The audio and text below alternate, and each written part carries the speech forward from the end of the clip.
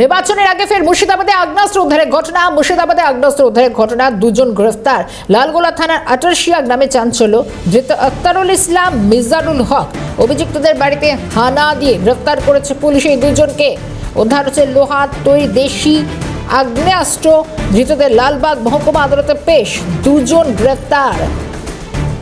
Vote এগিয়ে আসছে আর ভোটের আগেই বিভিন্ন জায়গায় গুলি বা বোমাবাজির অভিযোগ যেরকম উঠছে, মুর্শিদাবাদে ফের আগ্নেয়াস্ত্র উদ্ধারের ঘটনা, দুজন গ্রেফতার। লালগোলা থানা আটারশিয়া গ্রামে চাঞ্চল্য। আক্তারুল ইসলাম, মিজানুল হক অভিযুক্তদের বাড়িতে পুলিশ হানা দেয়, এদেরকে গ্রেফতার করে। একটি দেশি আগ্নেয়াস্ত্র উদ্ধারের ঘটনা, অস্ত্র সহ গ্রেফতার দুই। ভোটে গিয়ে আসছে মুর্শিদাবাদে, উত্তেজনা পারদ আবার চড়ছে। দুজন গ্রেফতার। মইনুল ইসলাম রয়েছেন আমাদের সঙ্গে। মইনুল, আগ্নেয়াস্ত্র সহ দুজন গ্রেফতার, কি জানা হচ্ছে পুলিশ সূত্রে?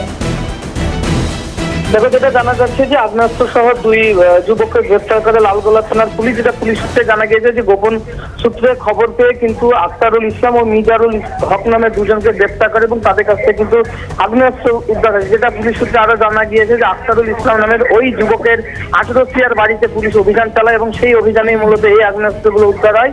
এবং আজকে ধৃতদের কিন্তু 7 দিনের পুলিশের হেফাজতে আবেদন রেখে লালবাগ মহকুমা আদালতে তোলে এবং এই ঘটনার সঙ্গে আর কারো যোগ আছে কিনা বা কি কারণে তারা এই আগ্নেয়াস্ত্রগুলো মজুত করেছিল সেই সমস্ত বিষয় করতে দেখতে মূলত তাদেরকে হেফাজতে এসে লালগোলা থানার পুলিশ।